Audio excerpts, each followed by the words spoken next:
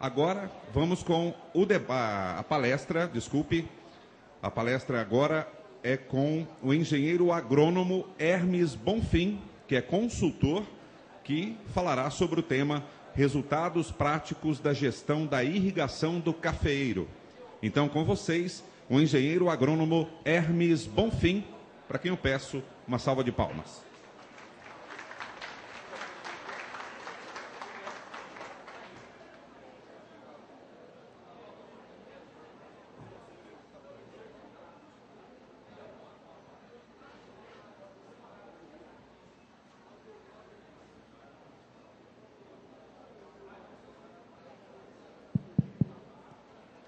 Bom dia a todos.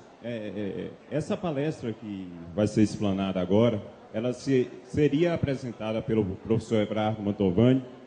No entanto, o mesmo não pôde estar presente e pediu para que eu fizesse.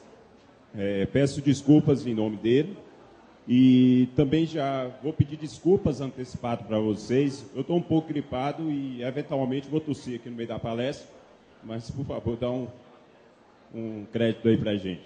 Vamos lá. O tema que eu vou trabalhar é eficiência em gestão de irrigação. O que se entende hoje por cafeicultura irrigada?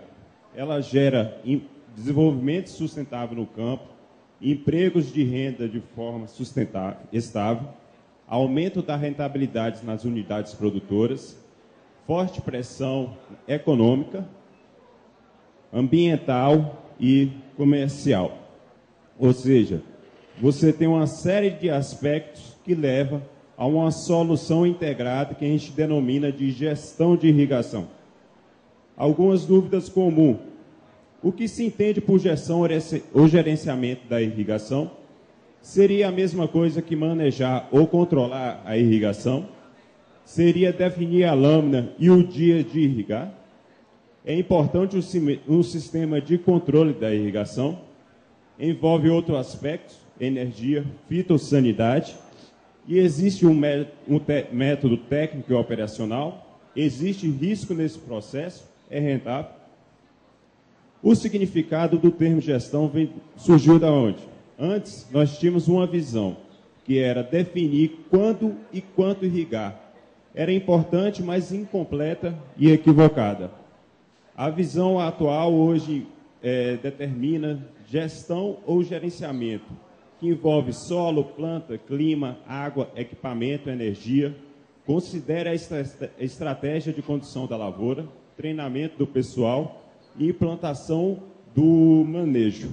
Ou seja, é um sistema completo de aferição e interação com outras áreas, com acompanhamento periódico focado em resultados. O professor Everardo ele fez uma análise da situação em mais de 25 anos de trabalho. Necessidade de propostas inovadoras, manejo, gestão. A maioria das propostas tem alcance limitado, ou seja, quanto e quanto irrigar. O problema é complexo, interage solo, água, clima, planta, irrigação e fatores operacionais durante 365 dias do ano. É uma solução de peso. E a proposta é criar um sistema técnico-operacional que tenha uma visão integrada, entender a necessidade da cultura e, principalmente, da fazenda, treinamento do pessoal da fazenda, decisão prioritária da fazenda, avaliação e do ajuste do sistema de irrigação, sistema de decisão eficiente, seria o próprio manejo, e metas de desempenho preconizadas em água, energia, perda, custo, eficiência, etc. Tudo isso seria o nosso gerenciamento da irrigação. Os benefícios. Atualmente, nós trabalhávamos com o maior benefício do sistema de gestão, ele vinha da parte de energia, que seria a ponta do iceberg. Era o primeiro benefício que o sistema proporcionava ao produtor rural. Hoje, a gente já trabalha com produtividade. Então, havendo um amadurecimento, são 6 anos de trabalho, as fazendas já conseguem enxergar isso de forma clara. Eu diria que se fosse um congresso de hortaliça, a gente já estava vendo aqui fitossanidade também. A gente consegue diminuir muito a questão de doenças com o manejo de água. Então, nossa dificuldade é interagir solo, água, clima, planta, irrigação avaliação e fatores operacionais. Ou seja, tem muitos aspectos que são complexos e exigem um sistema operacional. Infelizmente, não existe uma receita para realizar tudo isso. Ela muda de fazenda, muda de localidade e muda até de perfil de produtor rural. Então, o tipo de implantação do programa de gestão ele varia da capacidade de investimento, da infraestrutura disponível, da prioridade do momento e da precisão desejada. Tem que ter pode ser um programa simples ou um avançado. No entanto, ele tem que ser profissional. Eu vou falar um pouco dos aspectos técnicos que a gente chega para determinar a gestão. A metodologia que nós trabalhamos é a metodologia do balanço hídrico, que envolve dados de solo, clima, cultura e equipamento com aspectos operacionais da fazenda. Como é que funciona o nosso sistema? Você trabalha com os dados de entrada e saída. Os de entrada seriam chuva, irrigação, e os de saída seria percolação e escoamento junto com a evapotranspiração. Tudo isso cria-se uma variação da umidade do solo e com essa variação a gente estima diariamente a umidade dele. O solo, para nós trabalharmos, primeiro a gente faz o teste de capacidade de campo, que seria o teste de bacia de saturação. Feita uma bacia, saturada ela, geralmente a gente joga de 800 milímetros de água, espera a água percolar, descer e estima a capacidade de campo. Só para vocês terem uma ideia, se nós pegarmos um solo aqui de Araguari, ele deve ter, vou chutar um valor, para cada 100 gramas de solo, 38 ml de água. Você chega em Luiz Eduardo, na região do oeste da Bahia, ou propriamente em Cocos, cada 100 gramas de solo só retém 7 ml de água. É uma variação muito grande, por isso tem uma necessidade de irrigação muito maior. Aqui são as avaliações que são feitas. Então, como é que a gente estima a caixa do solo? É literalmente uma caixa de água. Aqui seria mais ou menos a profundidade das raízes, onde ela estaria atuando. A caixa de água cheia seria a capacidade de campo. Ela com 30% a 40% de água consumida seria a umidade de segurança. E com toda a água consumida seria o ponto de bucha, ou seja, o ponto onde a planta não responde mais, ela não cresce, não realiza fotossíntese. Os dados climáticos são baseados em estações meteorológicas, com evapotranspiração de referência, o que envolve temperatura máxima, média e mínima, umidade relativa, velocidade do vento, precipitação e radiação solar. Então, é exemplo de uma estação e pluviômetros que é instalado por localidade de parcela. Modelo de uma estação meteorológica que a gente utiliza, pode ser qualquer outra, esse é um que a gente trabalha. E com a cultura, a gente determina a evapotranspiração baseado em alguns coeficientes. Seria a evapotranspiração de referência, o coeficiente da cultura, que envolve a fase de desenvolvimento, o KS, que envolve a frequência de molhamento, e o KL, que seria a forma de molhamento, se é localizada ou não. Aqui é um exemplo de como funciona o KC. Toda planta tem um KC inicial, que desenvolve para o aspecto produtivo, na fase reprodutiva, e depois decresce na maturação. O KS, ele pode ser logaritmo ou linear, ou seja, é o tombo que se dá no cálculo da evapotranspiração. Para o café, a gente utiliza o linear, porque o café é mais tolerante a um déficit hídrico do que uma cebola, do que um alho, uma batata. Por isso que a gente utiliza o KC linear, que é a queda acentuada em culturas mais adaptadas. E o KS, ele exemplifica a questão do estresse hídrico. Ou seja, você tem plantas que sobrevivem em ambiente aquático, como também tem plantas que sobrevivem em deserto. Tudo isso são modificações fisiológicas, adaptativas, que elas vão evoluindo e permitindo a sua sobrevivência. E o KL seria a forma de molhamento, ou seja, para determinar uma lâmina de irrigação de um café irrigado por gotejamento ou qualquer outra forma localizada, como pivô-lepa, você leva em conta a área molhada ou a área sombreada. É mais ou menos um cálculo assim, você pega 0,1 vezes raiz da porcentagem de área molhada ou raiz de área sombreada. O método climático, como já havia falado, é uma checagem, é uma estimativa de água no solo, e por questões de segurança a gente faz checagens frequentes da umidade do mesmo, para que a gente consiga aferir, ou seja, saber que o sistema não está tão distante do método climático. Equipamentos, a gente avalia pressurização, lâmina diária, uniformidade, índice de carregamento dos motores e a eficiência econômica. Aqui são algumas fotos de avaliação de motobomba, de vazamentos, que influem muito na uniformidade de distribuição de água.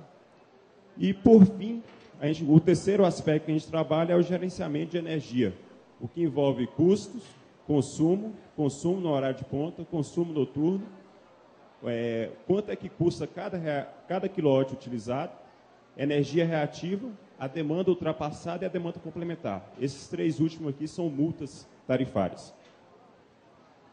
Agora eu vou falar um pouco dos resultados práticos que nós obtemos na gestão de irrigação. Esse aqui é um exemplo de um equipamento localizado no norte de Minas, de 100 hectares, pivô central tipo LEPA. O que aconteceu com esse pivô?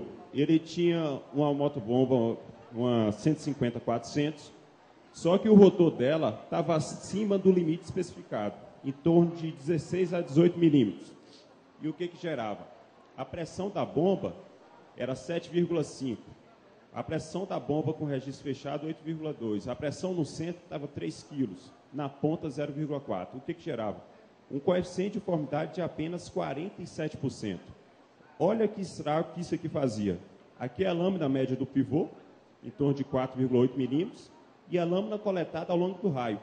Você vê que com 300 metros, a lâmina aplicada era menor do que a média.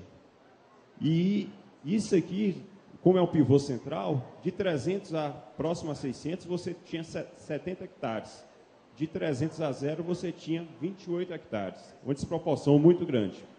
Foi feito o ajuste, reduzido o rotor da bomba, a pressão caiu um pouco com o registro aberto, registro fechado, mas a gente pressurizou o centro, pressurizou a ponta e conseguiu um coeficiente de uniformidade de 95%.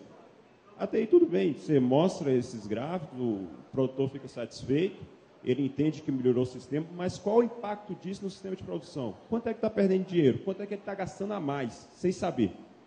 Vamos para o próximo slide. A lâmina atual, ele aplicava 1000 milímetros.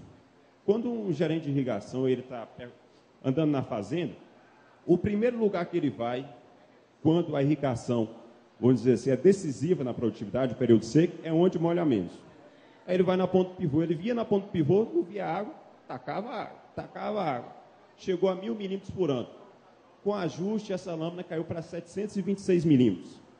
A produtividade média foi 37,97. Ela subiu para 61,19. Não vamos levar muito em conta, porque esse período aqui era ano de produtividade baixa e alta. Mas tudo bem.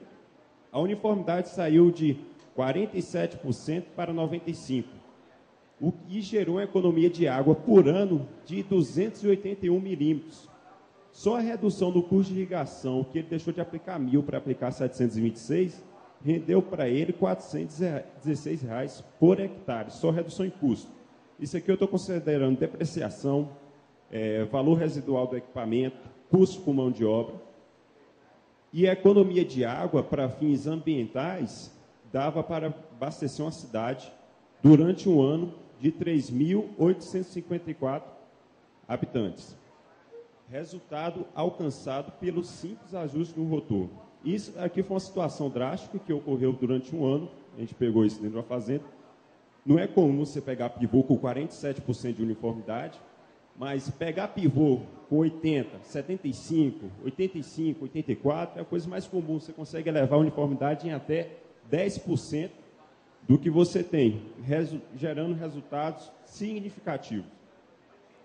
Outro ponto, um estudo de caso, uma fazenda com 216 hectares, tem limitação de água, a água é abastecida os pivôs são abastecidos por barragem, a lâmina máxima disponível por ano para você aplicar é de 500 a 600, quando chove muito, acima, ou seja, de 900 milímetros. E a demanda desse café nessa região é de 800 a 1.000 por ano. E as chuvas ainda ocorrem de formas concentradas e limitadas. Qual a estratégia para essa fazenda? O que nós fizemos? Essa aqui, ele é um gráfico que demonstra aqui a produtividade e a redução da TPC. O que é isso? Vamos supor um exemplo, você tem um café que ele consome por ano 1.000 milímetros. No café, nós sabemos que até 25% de redução, ele expressa a máxima produtividade. Ou seja, você de 1.000 milímetros aplicar 750 no momento correto, ele expressa o máximo. O que a gente fez? Aqui nesse gráfico que a gente pegou, aqui tem 13.000 hectares em estudo. Você vai observando que até 25% você atinge produtividade máxima. Eu peguei todas as produtividades máximas para cada nível de redução. Passando de 25%, a produtividade começa a decrescer. Chegando com 42%, aqui a 42%, cara, 42 sacos por hectare. É claro que um café com 42% de reduções, colher 42 sacos, ele tinha um potencial tranquilamente para 50, 60 sacos. Então, esse foi uma tática, a gente reduzir o consumo de água da planta, forçando ele mesmo para cair para 25%. E o segundo ponto foi usar podas, ou seja, a gente pegou a lavoura, dividiu em 6 partes, e todo ano a gente faz poda em uma parte, que gera um consumo, uma redução de 30% na área podada e na área total de 5%. Olha os resultados. A safra 2007-2008 foi quando iniciamos os trabalhos, 214 hectares, choveu 751 milímetros, evapotranspirou potencialmente 719 e realmente 667. Quanto é que a gente irrigou? 520 milímetros, produtividade de 72 sacas. No ano de 2008, 2009, nós pegamos uma seca muito forte. Choveu apenas 659 milímetros, o que gerou um ETPC de 817 e um ETC de 577, aplicando apenas 342, que corresponde a 47 sacos. Quando passamos o ano de 2009-10, aplicamos apenas 403, era um ano de safra baixa, 35 sacos. E no ano de 10-11, choveu um pouco melhor, nós conseguimos aplicar 277 milímetros, com aquelas duas estratégias, e produziu 71 sacos por hectare. Baseado nesse estudo, a gente está partindo para uma outra metodologia com essa fazenda. A gente quer economizar um pouco mais de água, então a gente vai tentar aplicar, não vai tentar, isso vai ser forçado, não chove lá há mais de 90 dias, vamos aplicar o déficit hídrico. Então, o que é o déficit hídrico? É um corte da água em determinado período, com o objetivo de uniformizar a florada, possibilitando a colheita com grão no estágio de maturação uniforme, e ele ocorre no inverno com período de baixa demanda de água para plantios e com fase fenológica favorável, gerando economia de água, energia e mão de obra. A gente sabe que quando você aplica o déficit hídrico, existem vários estudos, que os botões florais ele desenvolve, ele passa do estágio 1 até estágio 4. Para passar desse estágio 4 aqui, para o estágio 5, ele só passa com uma mudança de elemento climático. Pode ser radiação, temperatura, umidade relativa e déficit de pressão-vapor. Então, a seca permite ele chegar até aqui. O objetivo maior do déficit é isso, é uniformizar esses botões. Tendo água, aí vai para as regiões que são mais quentes e secas, que não dependem muito do clima, você volta a irrigar e você passa para esse estágio. Então, o que acontece? Esse aqui é o estágio do botão que a gente espera chegar para suspender o déficit hídrico, que é o estágio 4. Você vê que eles todos estão concentrados, desde a base aqui até o final.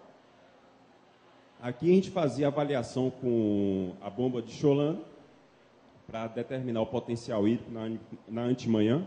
A gente sabe que não precisa atingir os menos 2 megapascal, com 0,8 já é suficiente para a planta perceber a hidratação. Na verdade, o que a planta precisa? Ela precisa perceber a hidratação. Ela não precisa estar extremamente estressada, ela tem que ter essa percepção. Tendo essa percepção, ela flora. Aqui é os dados do clima. Aqui você vê a umidade relativa. Aqui a data de 17 de setembro, você vê que quando deu uma chuvinha, o que aconteceu com a umidade? Ela subiu. A temperatura caiu, a radiação solar também caiu, e o déficit de pressão vapor caiu. Isso tudo foi ocorrido por causa da chuva. Não é a chuva em si que promove a queda do déficit hídrico. Ela vem acompanhada de uma série de outros fatores, que são esses elementos climáticos. Agora, teve uma questão nesse período, na avaliação que a gente observou, foi o excesso de temperatura. As plantas que floram com pico de temperatura acima de 28 graus Celsius, elas abortaram, chegaram a ter perda de 90% dos botões florais. O que aconteceu? A formação do que a gente chama lá de grão-arroz, ocorre essa queimação. Tem flores anormais também chamadas flores estrelinhas, que elas saem, mas elas não vingam.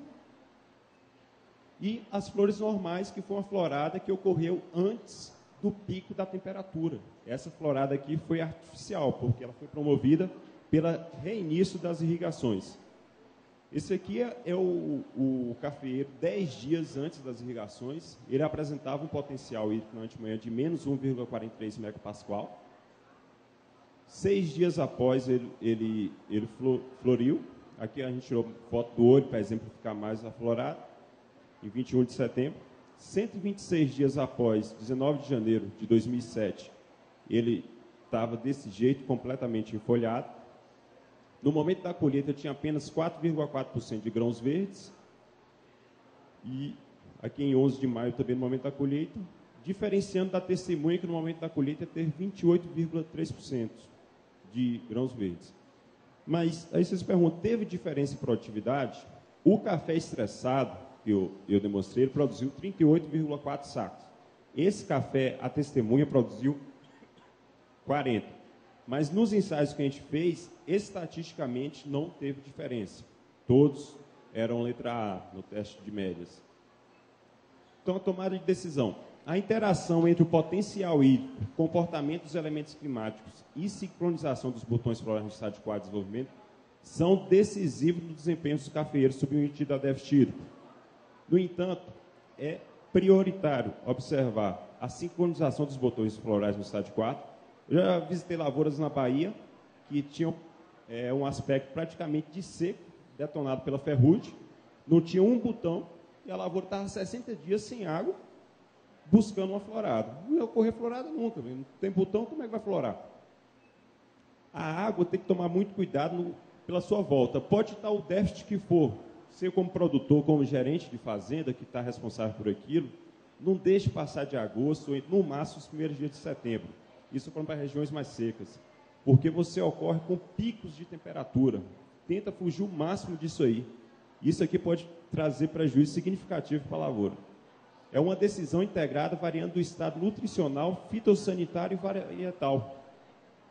Ou seja, é comum, está se dando déficit hídrico hoje no oeste da Bahia, mas você observa que os casos de sucesso, pelos depoimentos dos produtores rurais, a maioria vem de lavouras descansadas, bem adubadas, com a fitossanidade em dia, limpinha, que não ocorre, não tem nenhum problema, vamos dizer, sintomático da safra passada. Essas são as lavouras que têm os melhores resultados com déficit hídrico.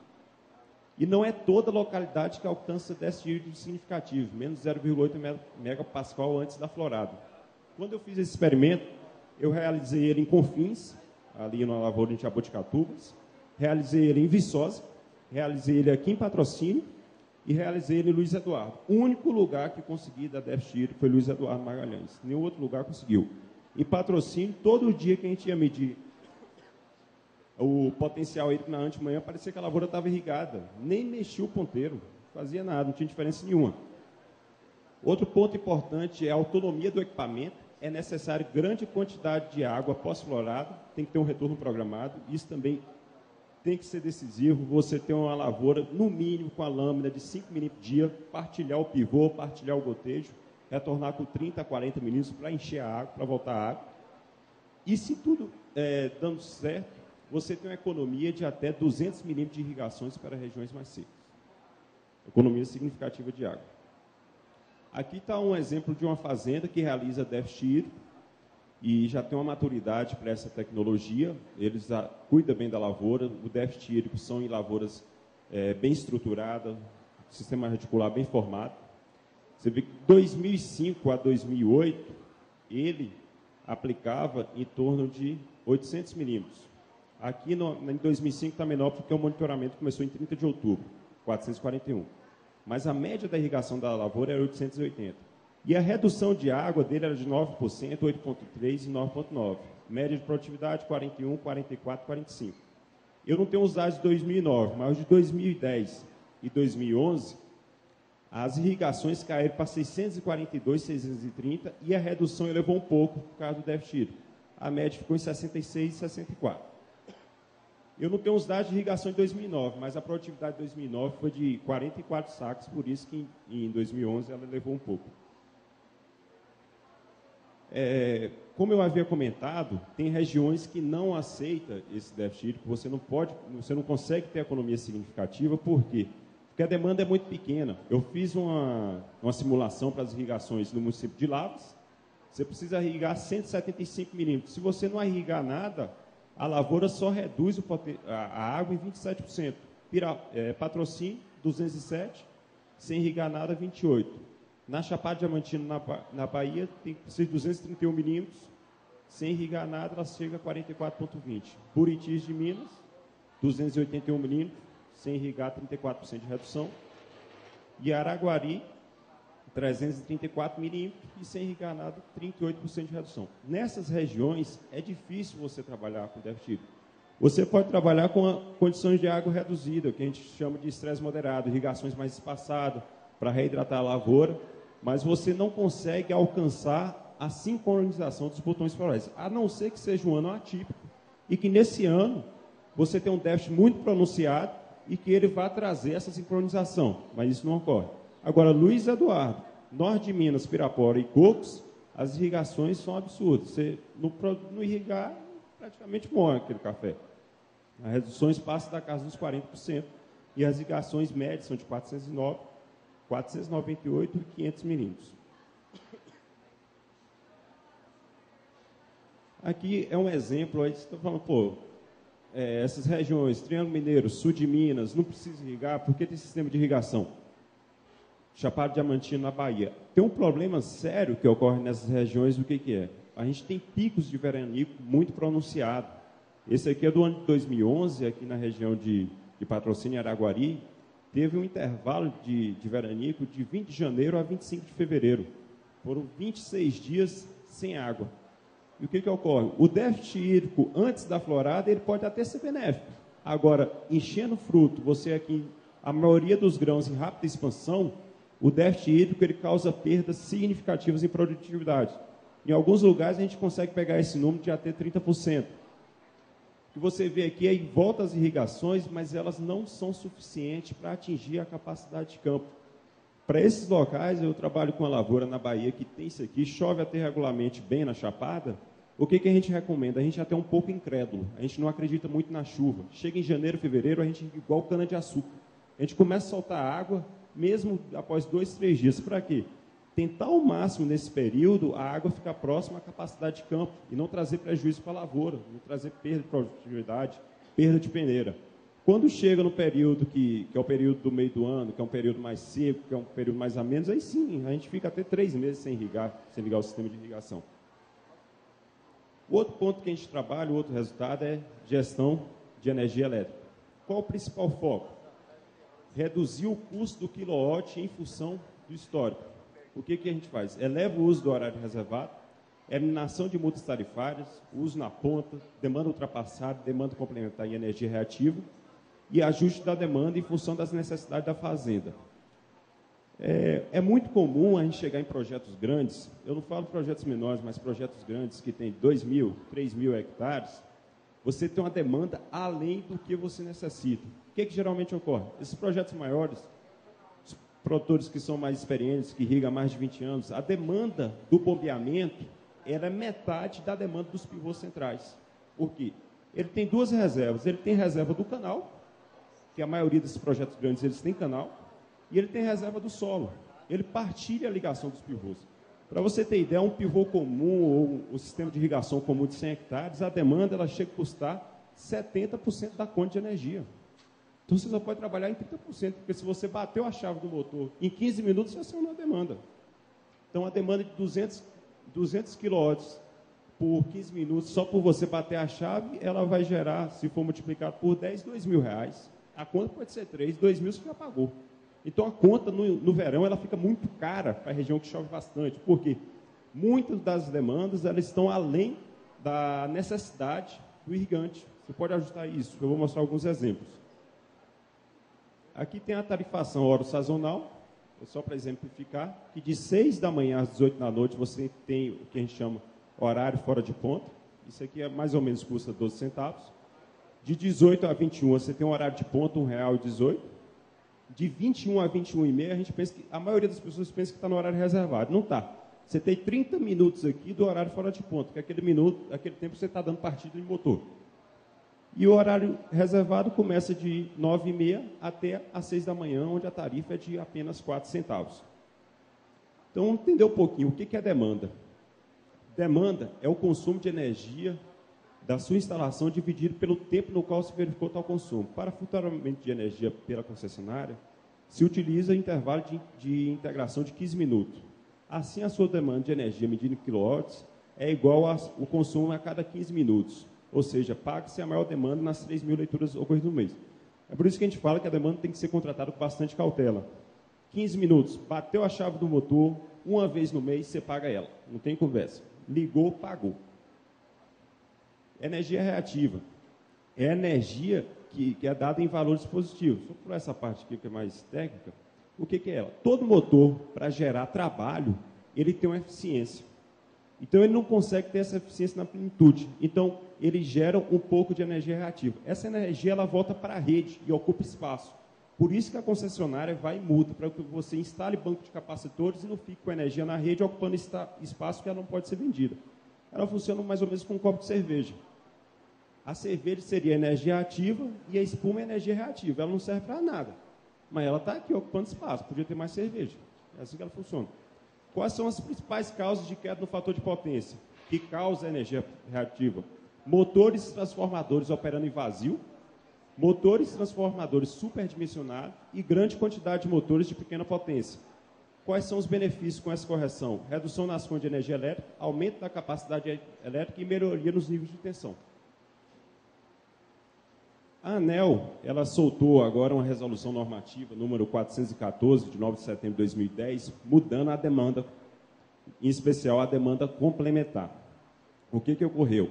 A demanda complementar ela tornou mais severa para não uso. Existe muito caso que a gente vê fazendas que contrata 1.000 kW de demanda, mas só utiliza 800. Aí você pergunta, mas por que você quer 1.000 kW só utiliza 800? Não, 200 kW, se eu precisar botar mais algum equipamento, está aí guardado.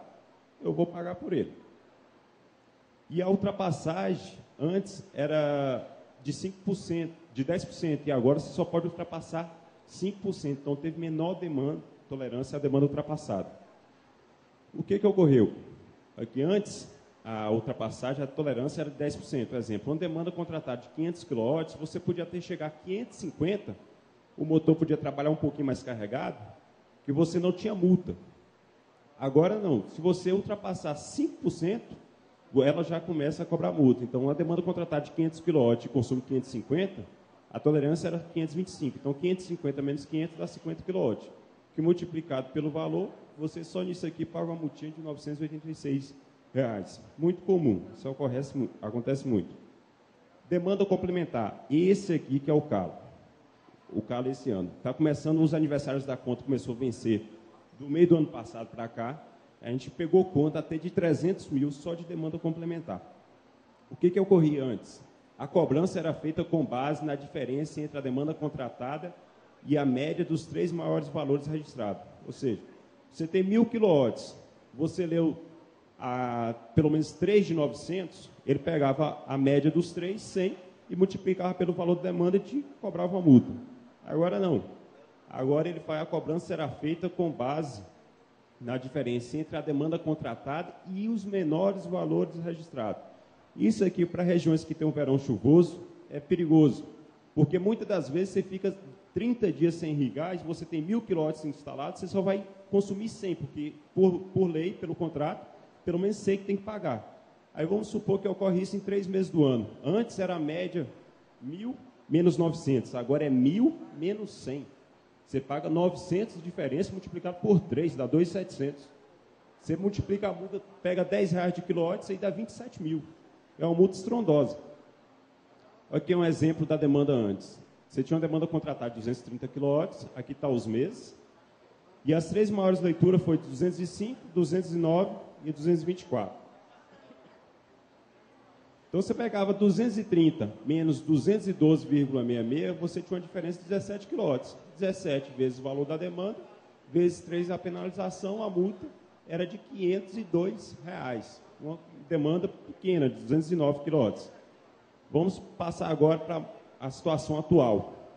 Você tem uma demanda contratada de 230 e as 3 menores foram 18, aqui não ligou os equipamentos, 18 e uma menor aqui de 192. Pega a diferença de cada um, 18 menos 230, 18 menos 230, 192 menos 230. Dá um total de 462 kW. Vezes o valor, você tinha uma multa de R$500, ela subiu para 4.167, quase 10 vezes mais. Aqui é um quadro comparativo de uma fazenda nossa, 1.100 hectares, que trabalha com café. Olha o histórico dela. O ano de 2007 e 2008, ela consumiu 3 milhões de quilowatts. Teve a conta de energia de 506 mil. O consumo em quilowatt, isso aqui o reais por quilowatt, custou 16 centavos. O uso do horário reservado dela era de 49% e as multas de 33 mil reais, que representava 6,7% da conta. O que a gente fez? A gente elevou o horário reservado no ano de 2007 e 2008 para 50%. Reduziu o consumo de água, porque desperdiçava muita água, para 1.802.000 quilowatts consumindo energia elétrica. A conta saiu de 506 para 236. O custo do quilowatt foi 16 para 13 centavos. A elevação do horário reservado foi para 50, as multas caíram e ficou em 4,2%. No ano de 2009 e 2010, nós conseguimos melhorar ainda mais, reduzimos para 1.600.000. A conta de energia caiu para 97 mil. O custo do quilowatt reduziu para 12 centavos. O uso do horário reservado elevou um pouco a mais, 60%. Teve economia de R$ 48.970. Ou seja, em 3 anos de trabalho, tiramos R$ 233 mil das fazendas sem tirar um saco de café dela.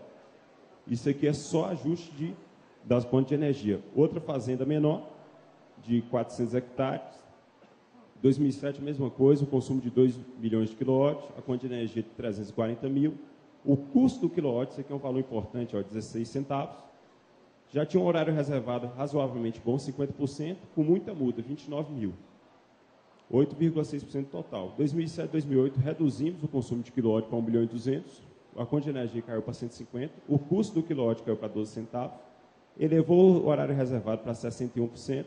E as multas caíram para 8 mil, 5,9%. 2009 e 2010, o custo do horário, a quantidade de quilowatt aumentou um pouco, a conta de energia veio 212 mil mais caro, mas o custo do quilowatt a gente conseguiu diminuir, foi um ano mais seco, porque a gente irrigou mais. O horário reservado a gente manteve, e a economia e a multa chegou a 25 mil. Essa multa aqui chegou a 25 mil por quê? Porque a gente reduziu a demanda e ele pagou demanda complementar. Isso aqui foi em função de ele não ter ajustado a demanda da fazenda. Ele só vai ajustar agora, porque antes era barato, agora está caro, aí ele vai ter que ajustar, senão a pancada vai ser forte. Economia direta no período de 61 mil reais. Foi uma apresentação apresentada por mim, mas foi feita pelo professor Verá. Agradeço a compreensão de todos. Obrigado.